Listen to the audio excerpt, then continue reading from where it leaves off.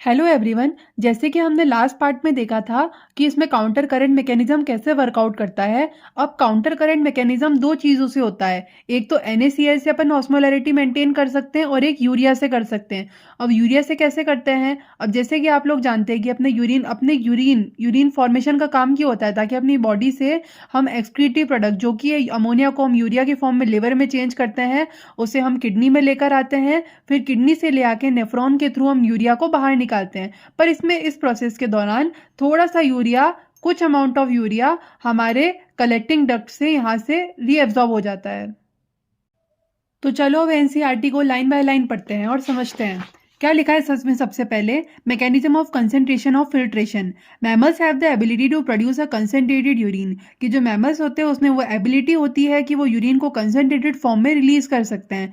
Henley loop and vasa recta play a significant role in this. The flow of filtrate in the two limbs of loop of Henle is in the opposite direction and thus form a counter current. कि जो दो होते हैं loop of Henley, उसमें दोनों parts में, ascending और descending part में, आपस में वो काउंटर करंट शो करते हैं। The flow of blood through the two limbs of vasa recta is also in the counter current. तो ये बोल रखा है कि जो लूप ऑफ हेनले है, जो डिसेंडिंग और ascending limb of loop of Henley है, और जो वाजर एक्टा है, ये दोनों भी आपस में काउंटर करंट शो करते हैं। एक तो वाजर एक्टा और लूप ऑफ हेनले आपस में शो करेगा, और इनके दोनों पार्ट्स है वो भी आपस में काउंटर करंट पैटर्न को शो करेंगे। The proximity between the Henle loop and vasa recta as well as the counter current in them help in maintaining and increasing osmolarity toward the inner medullary interstitium।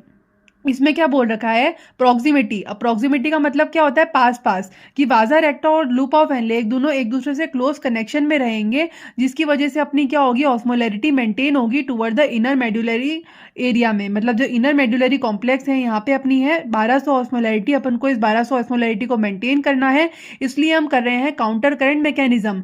अब ये osmolarity के बारे में बोल रखा है 300 in the cortex and 1200 in the medullary region in the inner medulla.